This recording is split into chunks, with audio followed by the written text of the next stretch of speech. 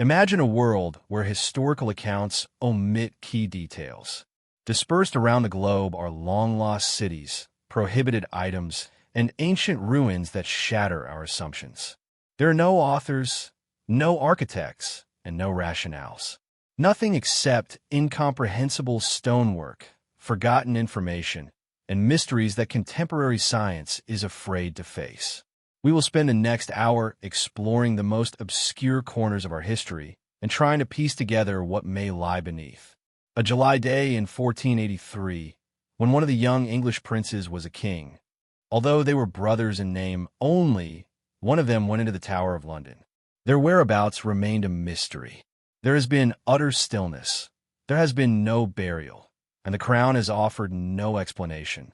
This mystery has perplexed many for over 500 years, including historians, police, and the general public.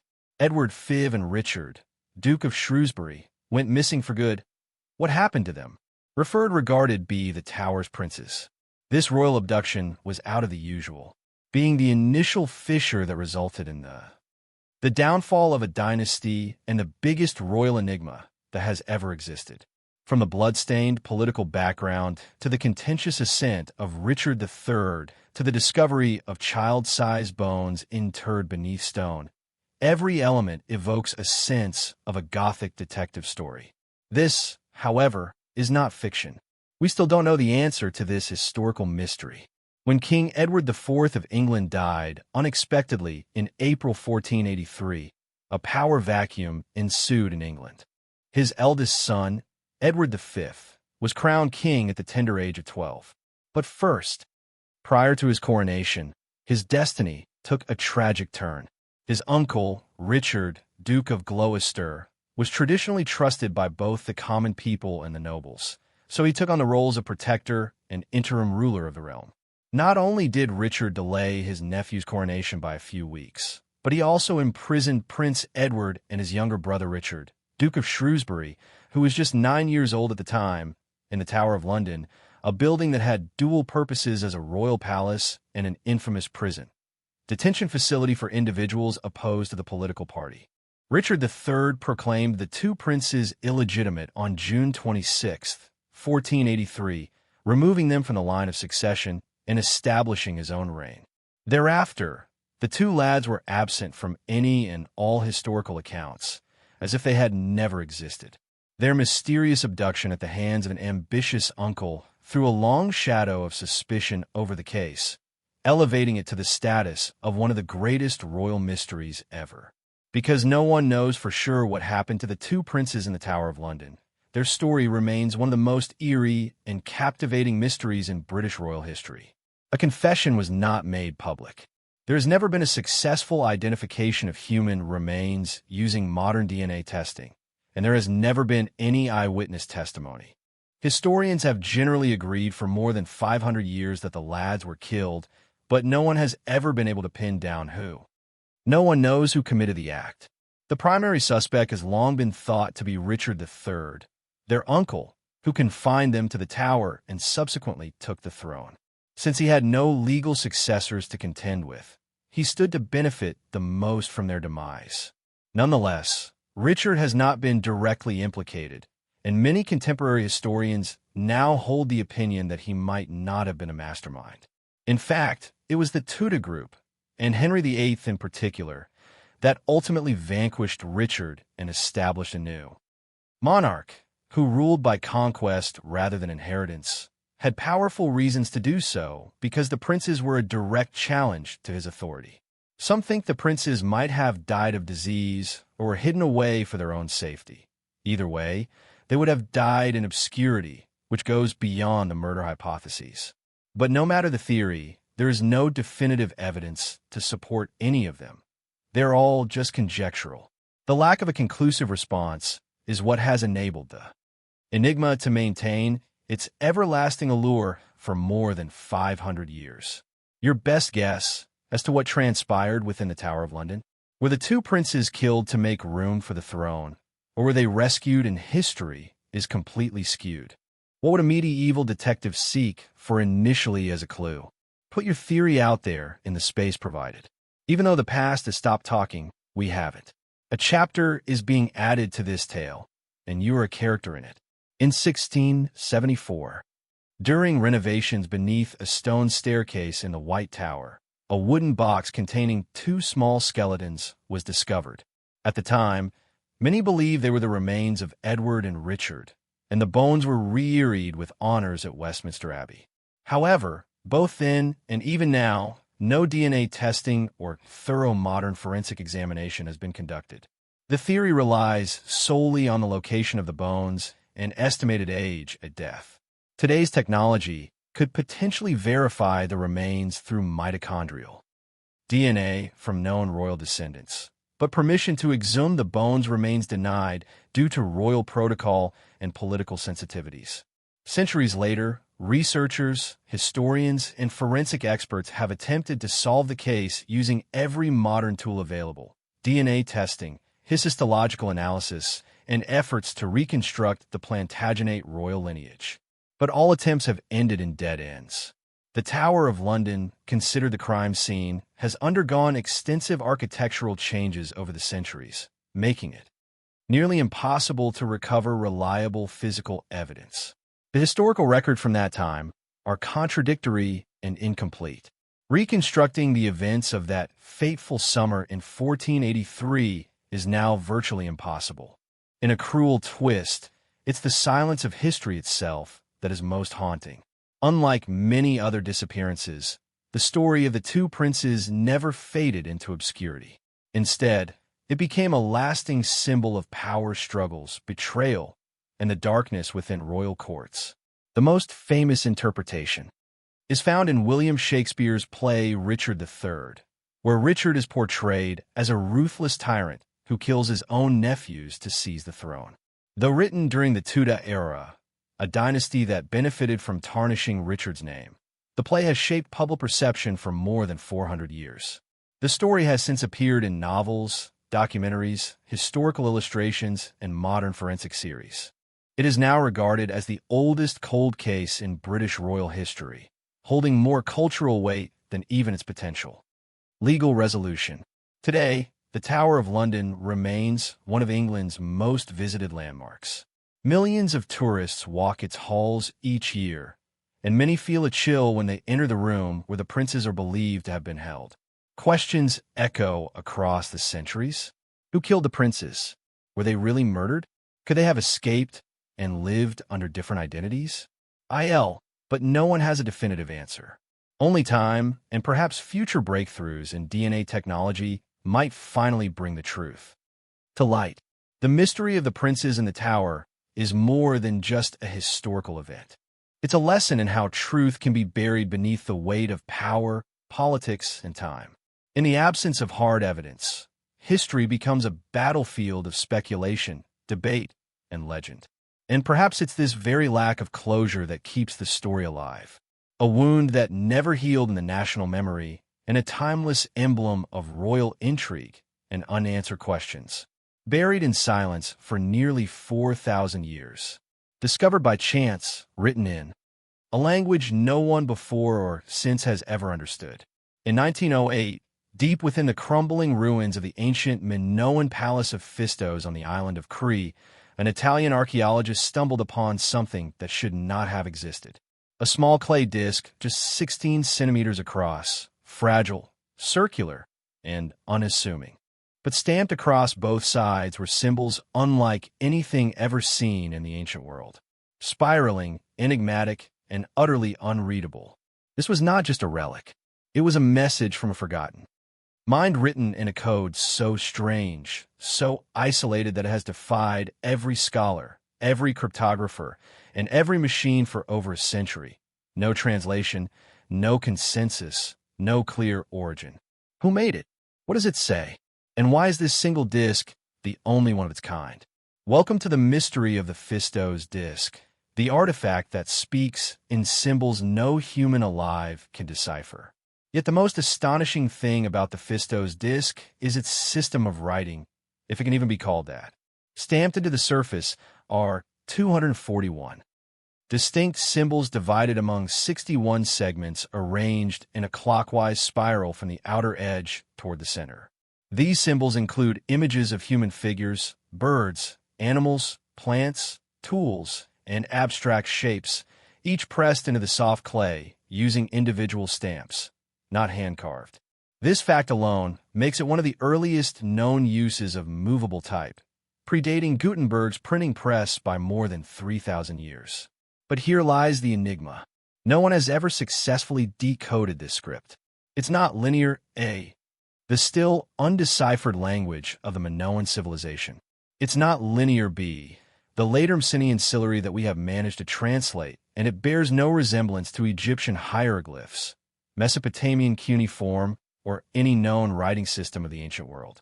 Some scholars have proposed that it's a syllabic script where each symbol represents a syllable similar to Japanese ka. Others argue it might be logographic like Chinese, where each sign denotes a word or concept. There are even suggestions that it could be a mnemonic device, a code, or was something not meant to be read at all, like religious icons or ritual patterns. Yet, after more than a century of study, no interpretation has gained consensus, and the disk remains unread. It's a linguistic island, disconnected from every known family tree of writing. What do you think? If you were holding the Fistos disk in your hands, covered in symbols no one has ever read, what would you believe it says? Is it a sacred message lost to time, a forgotten language, or just an ancient game weave? Taken far too seriously? Do you believe humanity will ever decode it? Or do you think some mysteries are meant to stay buried forever? Share your thoughts in the comments. We may not have the answers yet, but it's the questions and your perspective that make the journey of discovery all the more fascinating. In the study of ancient languages, context is everything. Rosetta Stone helped us decipher Egyptian hieroglyphs because it provided the same text in multiple scripts, including ancient Greek. Linear B was cracked by finding recurring patterns in administrative tablets that matched Greek syllables. But the Fistos disk, it stands alone. No copies, no parallel texts, no similar symbols found anywhere else in Minoan ruins or indeed the entire Mediterranean. This lack of comparative material makes any attempt at translation highly speculative. Without a Rosetta Stone of its own, the disk floats in a void. Is it a religious hymn, a list of names, a magic spell, a political decree?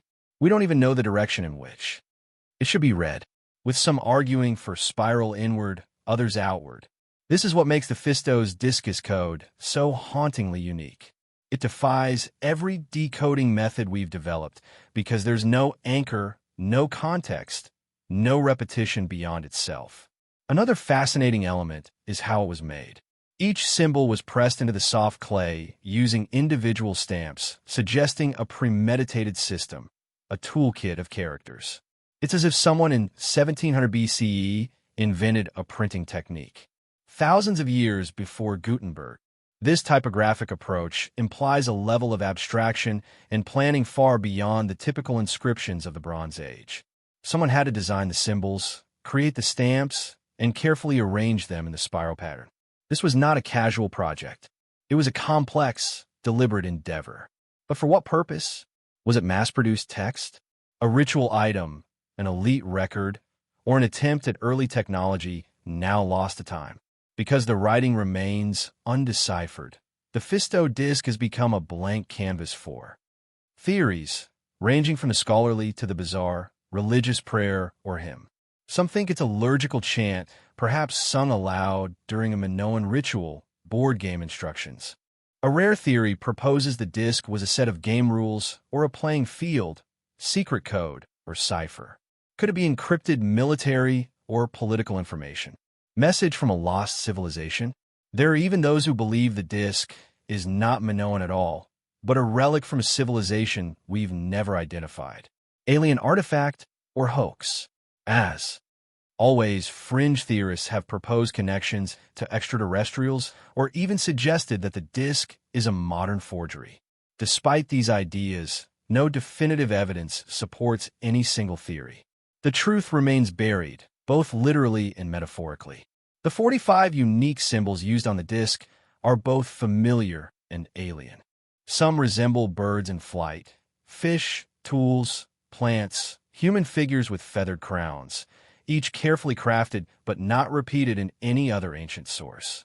This raises the unsettling possibility. What if the Fistos disc represents an entirely isolated writing experiment?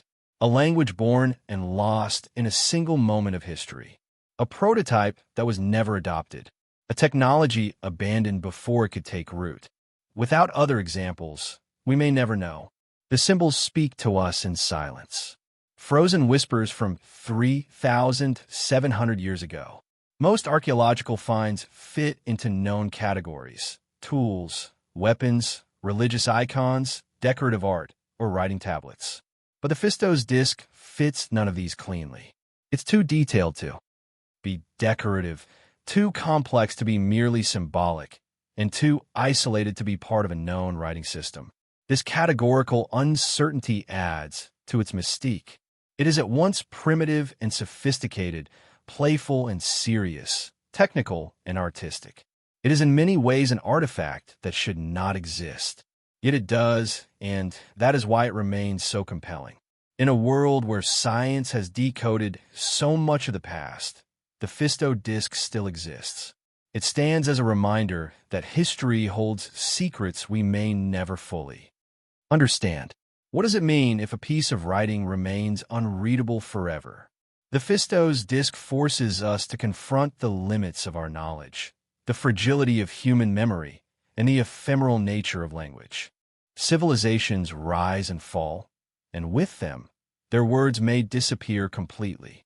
Unless preserved by chance or through shared systems, they can become pure enigma. This disc could be a message to the gods, or a shopping list, or a love poem. The point is we don't know, and maybe we never will. But the fact that such a message exists waiting for a key that may never come is both maddening and magnificent. Every time we gaze at the Fistos disc, it gazes back not with eyes but with symbols. The language of an ancient mind trying to say something across millennia. We have deciphered empires, translated kings, unearthed songs and prayers. Yet this humble clay circle found in a palace ruin, hidden beneath the soil of Seti, refuses to yield. It is a puzzle older than Rome, older than Homer. A disc that continues to spin in the minds of those who dare to ask. What does it mean? Who wrote it? And why did they choose to speak in a language no one else would ever understand? Maybe one day we'll find another like it. A Rosetta Stone to decode its spiral voice. Until then, it remains the most elegant riddle of the ancient world. One ordinary morning in May 1828, the quiet streets of Nuremberg became the stage for something extraordinary. A teenage boy, filthy, exhausted, and barely able to walk, stumbled into the city center as if he had emerged from another world. He carried nothing but a strange, misspelled letter. He could barely speak, repeating just a few words like a broken record. His eyes were vacant, his skin pale, his boots unworn. And yet, he wasn't mad. He wasn't drunk. He wasn't lost in the usual sense. He had simply appeared. No one knew his name. No one had seen him before. And no one could explain how a boy could reach adolescence without ever learning how to talk, eat properly, or recognize the world around him. To the citizens of Nuremberg, he was a curiosity. To the authorities, a problem. But to history, he would become a riddle that still defies explanation nearly 2 centuries later. His name was Caspar Hauer, and the day he arrived, without identity, without origin, without past, was the day one of Europe's greatest unsolved mysteries was born. What do you think happened to Caspar? Was he a lost prince imprisoned by political enemies? A victim of a cruel social experiment, or simply a clever imposter who fooled an entire country? Nearly 200 years later, we still don't have answers. But maybe you have a theory no one's thought of yet. Drop your thoughts in the comments. The truth might still be out there, buried in ideas we haven't dared to ask. Caspar was taken to the local authorities where he presented a note allegedly written by a caretaker. The letter stated that the boy had been raised in total isolation and now wished to serve in the army of the cavalry, as his father supposedly had. But this explanation was bizarre. This was clearly not a young man ready for military life. When asked simple questions, Casper could barely answer. His vocabulary consisted of only a few words. He acted like someone who had never interacted with society. He didn't recognize everyday objects. He didn't understand the difference between men and women. He couldn't light a candle, nor did he seem to grasp what a mirror was for. And yet, he wasn't insane. He was curious, observant, eager to learn. In time, he began to speak more fluently, showing signs of sharp memory and an intuitive intelligence. But the initial state in which he had arrived was too strange to ignore. Who was he? Where had he come from? And more importantly, who had kept him in such isolation for so long? Casper claimed that for as long as he could remember, he had lived in a dark, narrow room. He slept on straw. His only toys were two wooden horses. He was fed bread and water by a man who never revealed his face. He had never seen the sun, never seen trees, animals, or other people. One day, the man gave him clothes, taught him how to walk and write a few words, and then abandoned him in the middle of the city. That was all he knew. His account sounded absurd, like the plot of a Gothic novel. And yet, many doctors and scholars who studied him confirmed Casper displayed behaviors consistent with extreme sensory deprivation. He squinted at daylight. His hearing was overly sensitive. His muscles were underdeveloped. His diet had caused a weak stomach, unable to tolerate anything but water and bread. All these details lent disturbing credibility to his story. Soon, rumors began to circulate. Some believed he was merely a vagrant or a mentally ill orphan, but others suspected something far more serious. There were whispers that Casper Hauer was of royal blood, possibly the lost prince of the House of Bard, secretly swapped out as a baby so that another could inherit the title. According to this theory, his mysterious imprisonment was part of a high-level political conspiracy, but no proof ever surfaced. Meanwhile, Casper's life in Nuremberg became a public spectacle. He was passed from house to house, studied by philosophers, doctors, nobles, even royalty. They all tried to decipher who or what he really was. Though he had survived years of suspicion and scandal, Casper's life ended in a manner just as mysterious as his arrival. In 1829, he was found with a head injury, claiming he had been attacked by a stranger. A year later, in 1830, he was shot in another shadowy incident. Once again, the assailant vanished without a trace. But the most tragic event came in December 1833. Casper staggered home, his chest soaked in blood, bearing a fatal stab wound. Before dying, he whispered that a mysterious man had lured him to the Ansbach court garden with a secret message and then stabbed him. However, the investigation turned up no witnesses and no reliable evidence. Some suspected that Casper had inflicted the wound on himself to gain attention, perhaps due to psychological distress or desperation. Others believed he was finally silenced by powerful forces determined to bury the truth of his identity forever. And so, as if fate had planned it that way, Casper died without ever revealing the answers. His gravestone reads, "Here lies Casper Hauer, a riddle of his time, his birth unknown, his death mysterious, a shadowy into a life that was never clearly seen."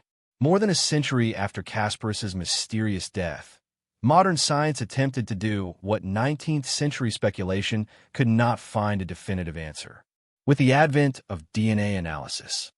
In the late 20th and early 21st centuries, researchers hoped to match Casper's genetic material to that of noble families, most notably the House of Bard, the lineage many suspected he truly belonged to. Initial tests suggested possible connections, but subsequent studies contradicted them.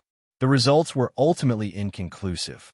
Even with the most advanced technology of our time, the question remains open. Who is Casper Hauer?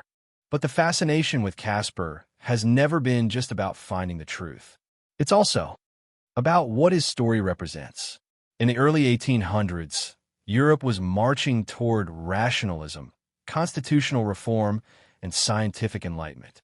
And yet, here appeared a boy who seemed to belong to another world, a human being untouched by society, history, or even language. His very existence disrupted everything the modern mind took for granted. He became a canvas on which society projected its deepest anxieties and yearnings. Philosophers debated whether Caspar proved the dominance of nature over nurture or the opposite. Psychologists studied him as a rare living case of extreme sensory deprivation. Political theorists feared that if his royal origin were proven, it could unravel carefully constructed power structures. And the public, they were simply captivated. Every detail of his behavior, every rumor, every wound became fuel for a collective obsession with secrets, conspiracies, and the unknowable. Casparus evolved from a real person into something more, a symbol of lost identity, of truths too dangerous to uncover, and of the human craving to explain the inexplicable. His life became not a story with an ending, but a mirror reflecting the tensions of an era trying to reconcile reason with mystery. He came into our world with no past, and he left without closure. But in doing so, he became timeless.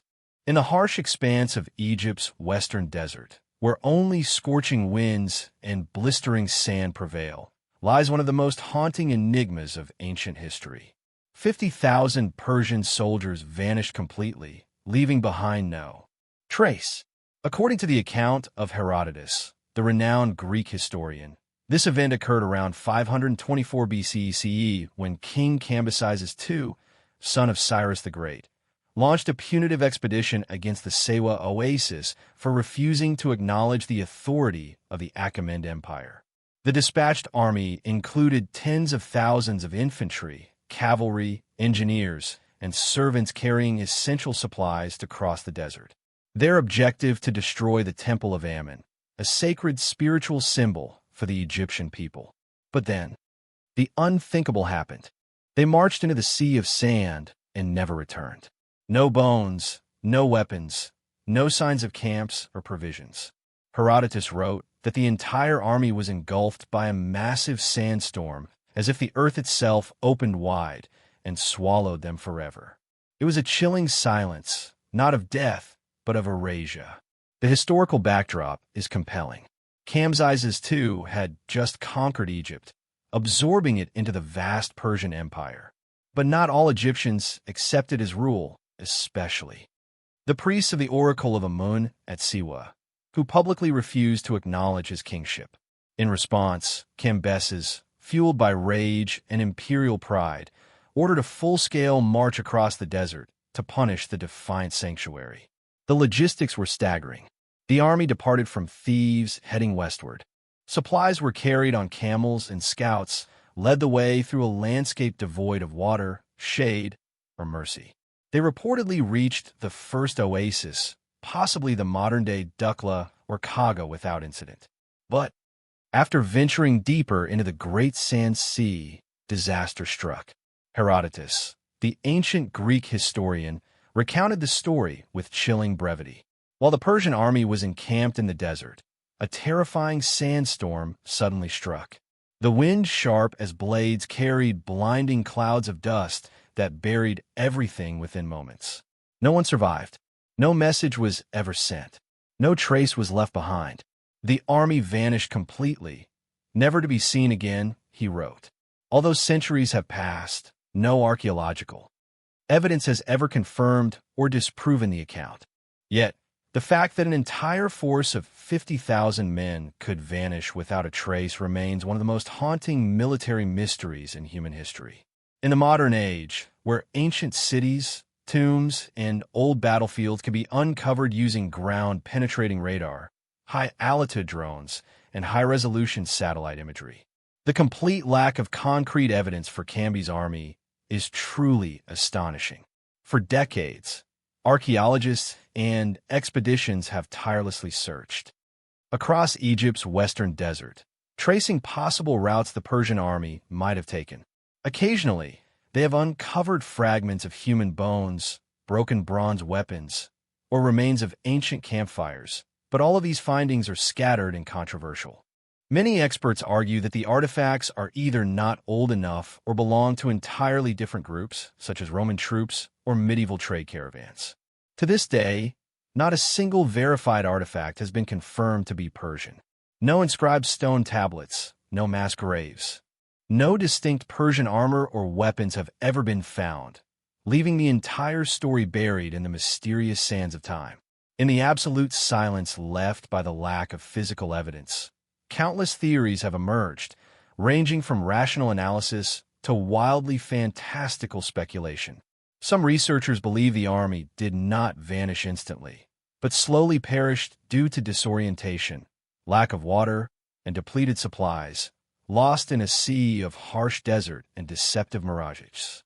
Others suspect that the troops were ambushed by nomadic tribes and wiped out so completely that no survivors remain to tell the tale. Another school of thought interprets the entire event as a historical metaphor, reflecting ancient beliefs in divine punishment for the arrogance of conquerors. Yet, it is the mystical theories that most vividly spark the imagination. That the army unknowingly entered a forbidden ancient zone guarded by a curse, or that they were swallowed by an extreme natural disaster, such as a sinkhole or earthquake in a matter of seconds. Some even speculate they were pulled into a dimensional rift or encountered an ancient advanced technology beyond human understanding. Though unsupported by mainstream science, these theories reveal the enduring and mysterious allure that this story continues to cast upon the human mind. So, what really happened to Camby's army? Were they truly buried beneath a massive sandstorm, just as Herodotus described? Or was it all just a legend exaggerated and reshaped over centuries? Could the truth still lie, hidden beneath the deep desert sands waiting to be uncovered? And you, what theory do you believe in the most? Natural disaster, warfare, disorientation, or something far beyond our current understanding? Share your thoughts. Your perspective might just open up an entirely new path of reasoning for this 2,500-year-old mystery. In 2009, two Italian archaeologist brothers, Angelo and Alfredo Castiglione, claimed to have made a breakthrough that could finally shed light on a mystery over 2 millennia old. During a survey near the Elberin Oasis, they reported discovering fragments of weapons in Persian style, an ancient bronze dagger, scattered human bones with no clear burial pattern, and traces of an ancient campsite that may have once served as a military outpost. The discovery immediately sent shock waves through the archaeological community and was hailed by the media as the first real hope of verifying Herodotus' story. However, when subjected to rigorous scientific scrutiny, skepticism quickly emerged. Many experts questioned whether these artifacts truly belonged to a 6th century BCE Persian army. Some suggested that the items could date back to the Roman or medieval periods rather than the Achaemenid era. The ceramics lacked definitive dating, and the human bones could have been displaced by wind or scavenging animals. As with previous efforts, the desert once again buried the truth beneath its sands, and the mystery remains unresolved. Over thousands of years without a clear explanation, the story of Cambyses' lost army has transcended the boundaries of pure history to become a profound cultural symbol, a reminder of human limitations in the face of nature and time. It reflects not only the merciless brutality of the desert, but also serves as a warning against the blind arrogance of ancient empires who believed they could conquer every land and defy every god. More importantly, the army's traceless disappearance evokes an eerie sense that some events were meant to remain forever beyond human reach. In modern cinema and literature, this lost army is often reimagined in supernatural settings, battling mummies, falling into ancient traps, or confronting mystical forces guarding cursed ruins. Despite all the expeditions, technologies, and theories, the desert has kept its secret. But hope is not lost. With advancements in ground-penetrating radar, deep sand LAR, and satellite-based anomaly detection, new technologies might someday pierce the veil of sand and time.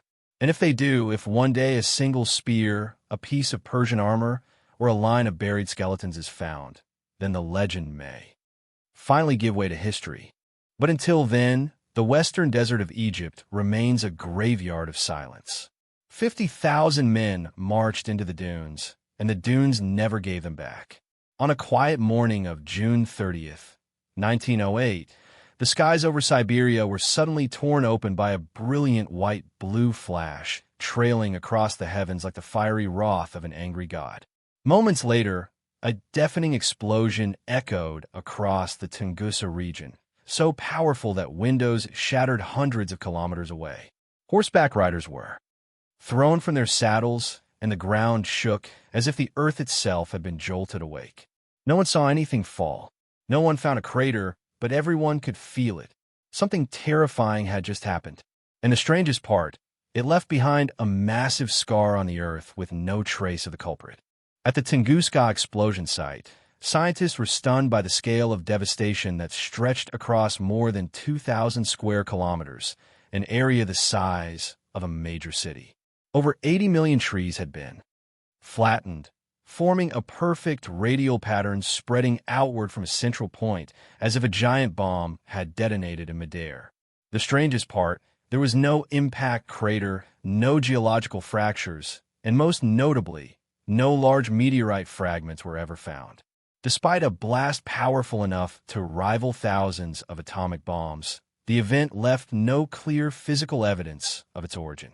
This combination of overwhelming destruction and the complete absence of any traceable object has made Tunguska one of the greatest scientific mysteries of the 20th century. Modern scientific estimates suggest that the Tunguska explosion released energy equivalent to 10 to 15 megatons of TNT, more than 1,000 Hiroshima atomic bombs. Within a radius of 20 to 30 kilometers, all life was wiped out, trees were flattened, and the ground was scorched. Yet, this event took place in 1908, long before humanity even knew of nuclear weapons, which only adds to its mystery. How could a natural force unleash such unimaginable power? To this day, the question remains unanswered, making Tunguska a living testament to the limits of human understanding of the universe. The most widely accepted theory suggests that a meteor or comet entered Earth's atmosphere and exploded at an altitude of 5 to 10 kilometers, unleashing a powerful blast without ever hitting the ground. If it was a comet composed mainly of ice and dust, it could have completely vaporized during its descent, which would explain the absence of any impact crater or debris. However, this theory still cannot fully account for all the details, especially the perfectly symmetrical pattern of the devastated area, along with several other strange phenomena reported around the time of the explosion. Although the theory of a mid-air meteor explosion is widely supported by scientists, numerous anomalies remain unexplained. First, no physical samples found at the site contain chemical signatures that match any known meteorites or comets. This raises an important question. If a space object truly exploded, shouldn't some fragments have survived? Second, at the very center of the blast, large trees were still standing upright, not knocked down, but completely stripped of branches and foliage, as if a powerful heat wave from above had scorched them bare. Third, the pattern of flattened trees radiating from the blast center is almost perfectly symmetrical, a formation far too neat to be the result of a random natural event. This combination of puzzling clues has led some researchers to suggest the bold possibility that Tunguska may not have been entirely a natural phenomenon. What do you think really happened in the skies over Siberia in 1908? Was it the result of a natural cosmic collision or the faint trace of a phenomenon that science has yet to fully grasp? And if you believe in a bolder theory like alien technology or a secret human experiment, feel free to share your thoughts in the comments. Could it be that we once witnessed an event beyond human understanding, one we still hesitate to acknowledge today? It wasn't until 1927, a full 19 years after the explosion, that Russian scientist Leonid Kulik led the first expedition to the Tunguska site, hoping to find meteorite fragments or an impact crater. He and his team headed through the treacherous Siberian taiga to reach the central zone. But instead of evidence of a space object, they found a desolate wasteland, trees snapped and scorched, the earth dry and barren, and an eerie, lifeless silence hanging over the area. making it feel as though the place had just endured a nuclear blast from a distant future, because no explanation has ever been fully convincing. Over time, a wide range of unconventional theories have emerged to explain the Tunguska mystery. Some believe it was a test of alien energy weapons, while others suggest a space-time wormhole suddenly opened and collapsed.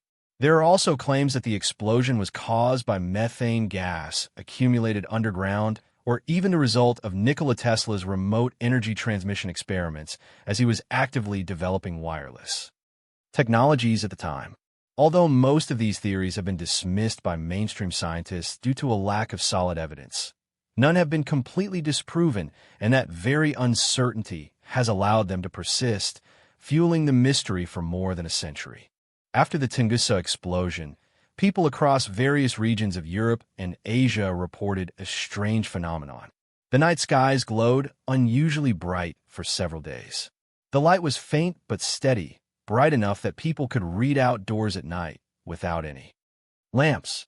Some scientists suggested that dust and water vapor from the explosion had risen into the upper atmosphere, reflecting sunlight and causing the glow. However, no meteorological model has ever successfully reproduced this prolonged luminous effect, leaving it as yet another puzzling piece of the Tunguska mystery. With the aid of modern 3D simulation technology and satellite data, many scientists have attempted to reconstruct the Tunguska explosion. Some models suggest that a meteor measuring between 50 and 80 mn diameter detonated at an altitude of approximately 8 to 10 kilometers, producing the radial tree fall pattern observed at the site. However, no physical fragments have ever been discovered to confirm this theory. To this day, no one can say with certainty what exactly exploded over the skies of Siberia, leaving the Tunguska mystery an unsolved question more than a century later. Tunguska is a stark reminder that even small space objects can unleash destruction on a nuclear scale. Had the event occurred over a city like Tokyo, the death toll would have been catastrophic. Today, agencies like NASA are investing heavily in programs to detect and monitor small but dangerous near-Earth objects, the silent assassins drifting invisibly across our skies. More than a century later, Tunguska remains a gaping question mark in scientific history. It was not just a natural disaster. It became a symbol of the limits of human understanding.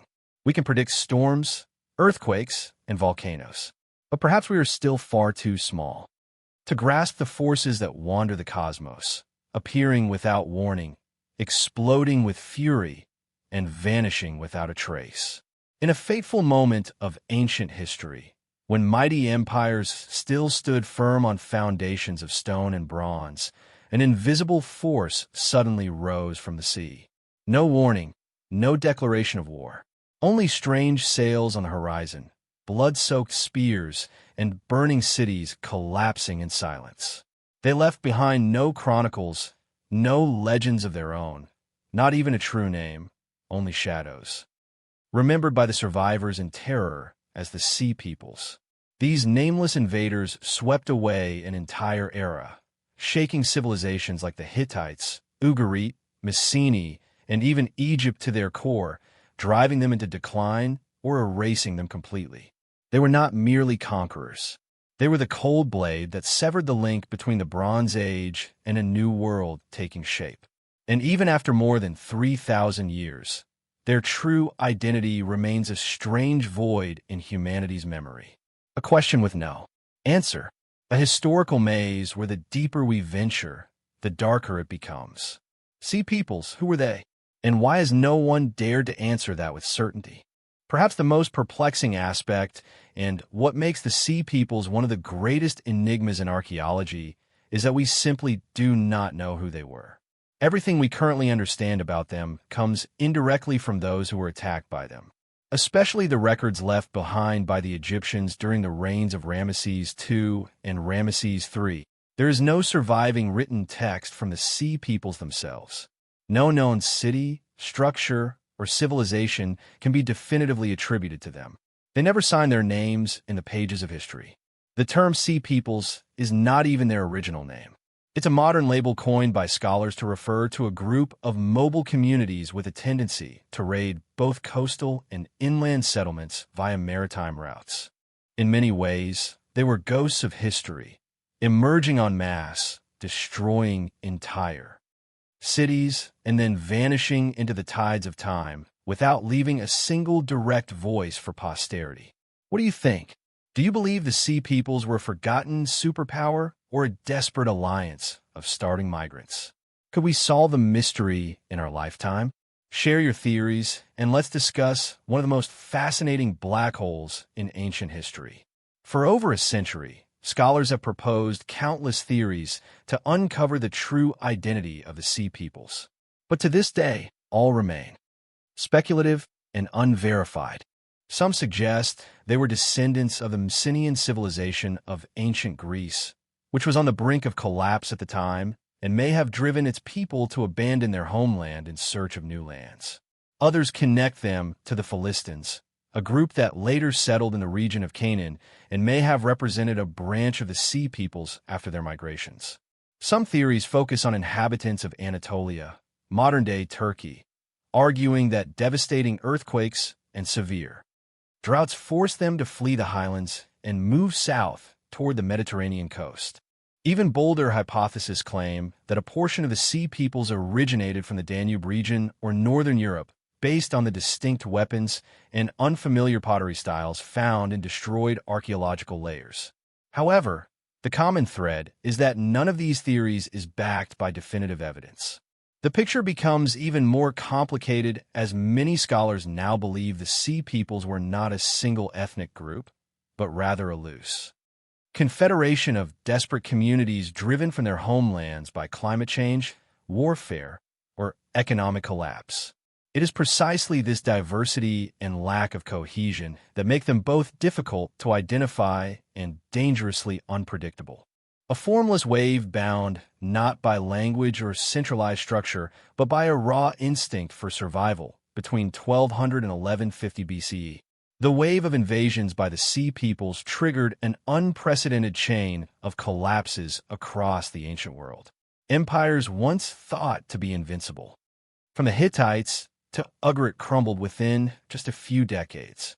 The Hittite Empire, a dominant force that had controlled much of Anatolia and maintained an extensive diplomatic network, suddenly vanished from the historical map, leaving behind nothing but scorched ruins. Ugarit, a wealthy port city on the Syrian coast and a hub of international trade, was destroyed so swiftly that letters pleading for aid were found still in the ashes, never having left the docks. Some scholars even suggest that Troy, the legendary city immortalized in Homer's Iliad, was swept up in the same storm. Even Egypt, though claiming victory in the inscriptions of Pharaoh Ramesses III, suffered severe economic and military losses and never regained the splendor of its new kingdom era. What's especially striking is that these attacks did not occur in isolation, but almost simultaneously spanning the entire eastern Mediterranean. This suggests that what happened was not a series of random raids, but a large-scale organized campaign, a combination of migration, invasion, and plunder driven by motives and origins that remain elusive to this day. Who led them? What were their true objectives, and why did they vanish soon after reaching such destructive heights? These questions remain unanswered. Egyptian texts, especially the inscriptions at the Medinet Habu temple of Pharaoh Ramesses III, remain the most substantial evidence we have about the Sea Peoples. In these inscriptions, Rames describes a large-scale battle between Egypt and a Sea Peoples confederation, listing groups such as the Sharon, Shilesh, Luka, Peliset, and Cheka. However, these names are likely labels given by the Egyptians and may not reflect the actual identities or cultures of these groups. Pharaoh Ramesses claimed a decisive victory, but modern scholars note that Egypt fell into economic and political decline soon after, suggesting that this victory may have been costly and short-lived. More importantly, even the most detailed Egyptian accounts fail to clarify the Sea's true identity or origins. Today, Many researchers believe that the Sea People's invasion was merely the final expression of a larger systemic collapse across the Bronze Age world. This included climate change leading to drought, famine, and mass migration, earthquakes and natural disasters toppling key cities, peasant revolts, and internal uprisings weakening empires from within. The breakdown of international trade networks, isolating urban centers, and hastening their decline. In this model, the Sea Peoples were not the main cause, but rather a symptom of an interconnected societal, political, and ecological collapse, the final wave that swept away what remained of the Old World. In the aftermath of the Sea People's incursions, the ancient world entered a radically new era. In Greece, writing disappeared for nearly 400 years, ushering in what is now known as the Greek Dark Age. Major cities were abandoned. Palace cultures vanished. Only centuries later did the Iron Age rise from the ashes left behind by this mysterious upheaval. The Sea People's invasion remains one of the greatest unsolved mysteries of human history, not just because of the devastation it wrought, but because of the utter silence of those who caused it. No manuscripts, no oral traditions, no monuments, only burned ruins and the proud inscriptions of pharaohs who survived. To this day, we still don't know. Who were they? Where did they come from? What was their objective? Why did they vanish after reaching the height of their power? Perhaps buried beneath the layers of earth and sea in the Mediterranean, there are still sunken cities, fossilized writings, and undiscovered artifacts. The final pieces of the puzzle that may one day illuminate the shadow cast by the Sea Peoples. 115 people vanished. No bodies, no traces, not a single message. This isn't a mystery novel. It's real, and it happened over 430 years ago, right on American soil. An English colony, the first to carry the dream of building a new life in the New World, completely disappeared from Roanoke Island without leaving any sign of life or death. When someone returned to search for them, they found only a single word carved into a tree. S-R-A-T-A-N. From that moment, history entered a fog. No one knows what truly happened. Were they killed, captured? Did they flee? Or did they vanish into the wilderness as if they had never existed? Roanoke isn't just a strange disappearance. It's the first deep fracture in the Western illusion of conquest, a chilling reminder that among dense forests, harsh weather, and an unfamiliar native world, the dream of civilization can be swallowed whole in absolute silence. In 1587, amid the fierce wave of colonial expansion among European empires, a group of 115 English settlers, men, women, and children, arrived on Roanoke Island off the coast of present-day North Carolina. They came not only with hopes of building a new community in an unfamiliar land, but also as representatives of the British Empire's ambition to extend its power into the New World. Under the sponsorship of Sir Walter Raleigh, the group was led by John White, a respected artist and explorer who set out on this fateful journey with his own family. His daughter, Eloanina Deer, was pregnant during the voyage and soon gave birth to Virginia Deer, the first English child born on American soil. For the settlers, Virginia symbolized more than life itself. She embodied the belief that British civilization could take root in a distant world. And yet the very place where they had pinned their hopes would only 3 years later become the center of one of the greatest mysteries in American history. From the very first days of settling on Roanoke Island, the English colonists faced countless harsh challenges from nature. The land was dry and barren, making farming nearly impossible, while wild food sources were scarce and insufficient to sustain long-term survival. The coastal climate was unpredictable, with cold winters and frequent storms hindering the construction and development of the colony. They lived near Native American tribes. Some were friendly, but others showed hostility, as hunger and pressure to survive grew more severe. John White was forced to return to England to seek aid. However, soon after his departure, England entered a war with Spain, and the entire fleet was commandeered for military use. As a result, he was unable to return to Roanoke for 3 years. When John White returned to Roanoke Island after 3 years away, he found none of the 115 settlers who had once laid the foundation of the colony with him. His daughter was gone. His infant granddaughter, Virginia Deer, was gone, and there was absolutely no sign that a community had ever existed there. No bodies, no evidence of a fight, not a single grave, no belongings disturbed or destroyed. Everything seemed to have been wiped clean. The only remaining clue was a single word carved into a tree. S-R-A-T-A-N, the name of a nearby Native American tribe. But beyond that carving, there was no explanation. Everything had vanished completely and without a trace. What do you think really happened to the 115 settlers of Roanoke? Did they integrate with the native tribes? Were they silently killed, or did they leave to start a new life somewhere else? A place history never recorded. And why was only a single word left behind? Croatan. Share your theories in the comments below. Could there be a greater secret that history has deliberately buried? We'd love to hear your perspective. What makes the mystery of Roanoke so haunting is the absolute silence and the eerily clean scene left behind. There are no signs of conflict, no traces of a hurried escape, and no evidence of looting or destruction. Everything looked as if no one had ever lived there at all. The colony seemed to have been erased from reality, as if time itself had swallowed the entire community. No one knows what truly happened. Did they starve? Were they attacked? Did they flee, assimilate into a native tribe, or encounter some unknown catastrophe never recorded in history? For over 400 years, the mystery of Roanoke has been the subject of countless theories ranging from serious historical analysis to bold supernatural speculation. One of the most frequently mentioned possibilities is that the survivors assimilated into the nearby Croatan tribe, who may have sheltered them during a time of crisis. However, despite some signs of later cultural blending, there is no definitive evidence that the entire group of 115 colonists was fully absorbed.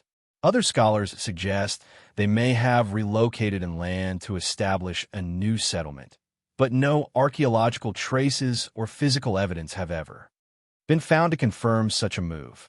The theory of a massacre by hostile tribes has also been considered.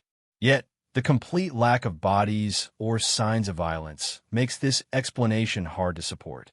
Some even believe the colony was wiped out by a sudden natural disaster, a storm, a tsunami, or an epidemic. And as with all unsolved mysteries, more fantastical theories have emerged. From time travel to alien abductions, to this day, no theory has proven fully convincing. Roanoke remains the most enigmatic mass disappearance in modern American history. The geographical location of Roanoke Island is a key factor that makes the mystery even harder to unravel. Isolated off the coast of North Carolina, the island is surrounded by swamps, dense forests, and is frequently battered by powerful storms from the Atlantic Ocean. In the 16th century, surviving in such a place was nearly impossible without regular supply shipments from Europe. Once left in complete isolation, as in the case of Roanoke, the settlers had virtually no chance of survival. The word Croatan carved into the tree was the only remaining clue. Yet, it was never fully investigated. John White had planned to continue his journey to Hatteras Island, home of the Croatan tribe, to find out whether the settlers had relocated there. However, a powerful storm destroyed his ship, and he never returned to the region again. No large-scale search was conducted afterward. Over time, the Roanoke colony gradually faded from memory, giving way to legend. Although some 17th to 18th century accounts mention Native Americans with European features or speaking English, these reports were vague and unverified. The mystery of the lost Roanoke colony is not just a historical event. It has become a lasting cultural symbol over the centuries. This story has inspired countless films, books, and television series, including American Horror Story Roanoke. It represents the shattered dreams of colonial ambition, the harshness of untamed nature, the ambiguity of cultural collision, and humanity's deepest fear to vanish without a trace. Roanoke is not just a place. It is a fracture in the flow of history where 115 people stepped in and never returned. Their disappearance raises questions that have never been answered. Have we truly understood everything that happened in the past? And if a similar tragedy were to occur today, would we respond differently? Or would we once again let history drift by, leaving behind unfillable gaps?